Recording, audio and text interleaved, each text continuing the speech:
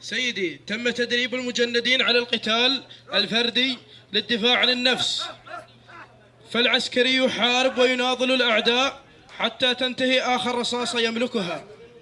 معالي وزير، ciidankani maanta qalin jabinaya ayaa waxaa loo tababaray si halhal ah iyo si wadar ah. waxaan ogsoonahay ninka askariga inuu dagaalami doono ilaa iyo rasaastiisa inta ugu dambaysa uu ka haysto. haddii laakiin ay ka dhamaato isagoo dagaal ku jira rasaastu, ma doonanayo rasaas ee wuxuu adeegsanayaa qaababkii kale ee loo soo tababaray si uu difaaca nafsadiisa. وعند انتهاء الذخائر يدافع عن نفسه بما أوتي من تدريب في القتال الشخصي. sidoo kale waqtiyada ay cadowga haysayaan markay ka dhamaato rasaastu, ma doonanayo inuu rasaas doonte ee wuxuu adeegsanayaa tababaradiisii iyo xirfadihiisii uu soo qaatay intii uu ku jiray tababarka.